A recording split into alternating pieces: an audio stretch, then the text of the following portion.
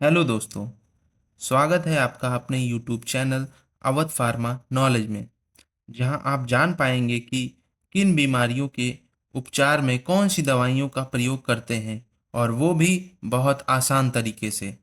दोस्तों, इस वीडियो में हम जानेंगे ट्रीटमेंट ऑफ किडनी स्टोन, यानी गुर्दे की पथरी का सटीक इलाज। इन सभी जानकारियों को पता करने के लिए वीडियो के अंत तक बने रहिए। मैं हूं आपका दोस्त राहुल मौर्य। आप देख रहे हैं अपना YouTube channel Awadh pharma knowledge. चलिए इस वीडियो से कुछ सीखा जाए।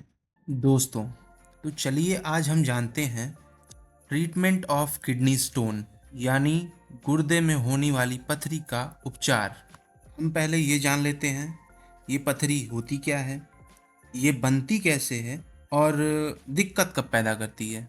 तो ये जो स्टोन है, अगर यूरिनरी सिस्टम या एक्सक्रेटरी सिस्टम कह लें, इसमें हो तो ये मेडिकल टर्म में यूरिनरी कैल्कुली कहलाता है। अब हम जान लेते हैं ये बनते कैसे हैं। ये जनरली बनते हैं जो किडनी स्टोन फॉस्फेट या कैल्शियम ऑक्जिलेट या यूरिक एसिड के क्रिस्टल्स से बनते हैं, और ये बहुत से आकार के होते हैं। दोस्तों, ये जो स्टोन है ये किडनी के अंदरूनी भाग में होता है और बहुत लंबे समय तक मौजूद रहता है। ये दिक्कत कब करेगा? जब ये स्टोन वहाँ से अलग हो जाता है तो यूरेटर में आके फंसता है, जिसकी वजह से बहुत ही सीवियर पेन होता है। अब जानते हैं कॉजेस, यानी कि कारण।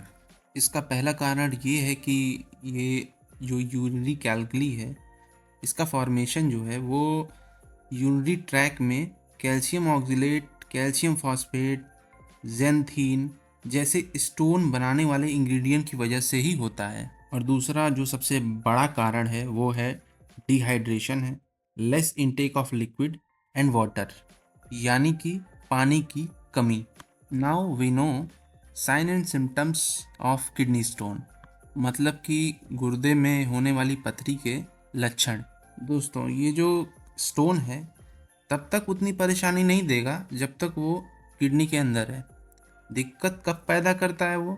जब ये छोटे छोटे शार्प स्टोन में टूट के किडनी से यूरेटर के जरिए ब्लेडर की ओर जाते हैं, और इस दौरान यूरेटर में सीवियर पेन होता है, जो कि यूरिन एक्सक्रीशन में ऑब्स्ट्रक्शन भी पैदा कर सकता है। कभी कभी पेशाब के साथ खून भी आ सकता है। फ्रीक्वेंट यूरिनेशन भी हो सकता है, यानी कि बार बार पेशाब करने की इच्छा हो सकती है। और इसमें अचानक से पेन होता है जो राइट या लेफ्ट लंबर रीजन में होता है, और ये पेन एंटीरियर लंबर रीजन से शुरू होकर बैक साइड तक जा सकता है।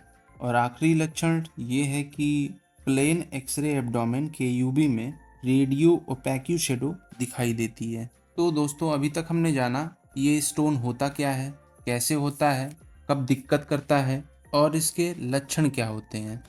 अब हम जानेंगे इसको पता कैसे करते हैं कि भैया स्टोन ही है या कुछ और है जिसकी वजह से दर्द हो रहा है, यानी कि इन्वेस्टिगेशन। इन्वेस्टिगेशन में सबसे पहली चीज़ आएगी एक्सरे ऑफ केयूबी, मतलब कि x-ray of kidney ureter and bladder. और दूसरी चीज़ आएगी यूएसजी ऑफ होल एब्डोमेन। और अगर हमने कंफर्मेशन कर लिया है कि ये जो पेन है वो स्टोन की वजह से ही हो रहा है, तो हम पेशेंट को एडवाइस करेंगे कि वो बेड रेस्ट ले और पानी ज़्यादा से ज़्यादा पिए। और एक कंडीशन ये भी है कि ये भी हमको पता होना चाहिए कि जो स्टोन है उसकी साइज़ क्या है। अगर वो 10 mm 8 mm तक है वो तो दवाइयों से निकल जाएगी, लेकिन अगर 10 से ऊपर है, जैसे 15 mm 20 mm, तो उसके लिए ऑपरेट करवाना पड़ेगा। अब हम जान लेते हैं इसका ट्रीटमेंट क्या है। अगर कोई पेशेंट है जिसको किडनी स्टोन है और उसको पेन बहुत ही सीवियर हो रहा है, तो हम उसका पेन कम करने के लिए इंजेक्शन एनाफोर्टान आईएम यानी इंट्रामस्कुलर लगाएंगे। फिर भी अगर इससे उसका पेन कम नहीं हो रहा है, इन दैट केस, तो इंजेक्शन फोर्टविन 1 ml और इंजेक्शन फेनार्गन 1 ml, दोनों एक में मिक्स करके, ध्यान रखिएगा एक में मिक्स करके, अलग अलग नहीं देना है। अगर अलग अलग देंगे तो पेशेंट को कॉम्प्लिकेशंस पैदा हो सकती हैं। और अब जान लेते हैं कि दवाइयाँ कौन कौन सी देंगे जिससे कि पेशेंट को और भी ज़्यादा रिलीफ मिले और जो स्टोन है वो बाहर निकले। तो इन केस में अगर पेशेंट को ब्लीडिंग हो रही है, पेशाब के रास्ते से खून आ रहा है, तो टैबलेट ट्रेनेक्सा 500 mg TDS यानी कि 3 टाइम्स अ डे, दिन में 3 बार 3 दिन के लिए देंगे। जब ब्लीडिंग कंट्रोल हो जाएगी तो इसको रोक देंगे। इसके साथ एक एंटीबायोटिक देंगे। एंटीबायोटिक कौन सी देंगे ये कंडीशन के हिसाब से होगा। जैसे कि अगर पेशेंट नॉर्मल है, उसको ब्लीडिंग वगैरह नहीं हो रही है, तो नॉरफ्लॉक्स 400 उसको दिन में 2 बार, सुबह और शाम एक एक गोली दे सकते हैं। लेकिन अगर पेशेंट को ब्लीडिंग हो रही है, पेशाब के रास्ते से खून आ रहा है, तो उसको सेफाकाइंड CV 500 सुबह शाम मतलब BD 10 दिन के लिए देंगे। इसके साथ ज़ीरोडॉल SP देंगे, ये भी सुबह शाम BD 10 दिन के लिए रहेगा, जो कि दर्द और सूजन को कंट्रोल करेगा।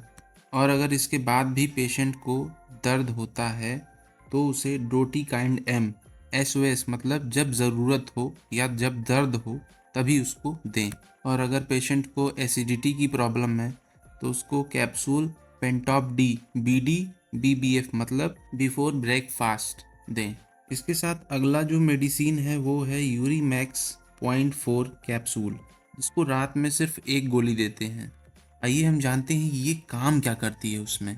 ये मेनली ये काम करती है कि जो मसल्स होती है यूरिनरी ब्लैडर के एग्जिट और प्रोस्टेट ग्लैंड के बीच की, उसको ये रिलैक्स यानी डायलेट करती है, जिससे कि यूरिन और भी आसानी से पास आउट हो सके, जिसके साथ जो स्टोन है वो बाहर निकल जाए। अगली जो दवा है वो है सिप्ला कंपनी की स्टोन B6 टैबलेट, जिसे 2 गोली सुबह और 2 गोली शाम खाना खाने के बाद देना चाहिए। और इसी के साथ इसी कंपनी के इसी नाम का स्टोन B6 सिरप 15 ml 1 गिलास पानी के साथ दिन में सुबह दोपहर शाम 3 टाइम देना चाहिए, जिससे कि जो स्टोन है वो यूरिन के साथ आसानी से बाहर निकल सके। आखिरी के 4 बताए हुए कैप्सूल, टैबलेट और सिरप, इनको हमें 1 से 1.5 महीने तक लेना है। दोस्तों, ये वीडियो केवल आपकी जानकारी के लिए है। कृपया बिना डॉक्टर या रजिस्टर्ड फार्मासिस्ट के इसका उपयोग न करें। आशा करता हूँ मेरे द्वारा दी हुई जानकारी आपको अच्छी लगी होगी। तो आगे की वीडियोस के अपडेट पाने के लिए कृपया चैनल को सब्सक्राइब करें, और अगर ये वीडियो आपको अच्छा लगा तो इसे प्लीज़ लाइक करें, अपने दोस्तों के साथ शेयर करें। धन्यवाद।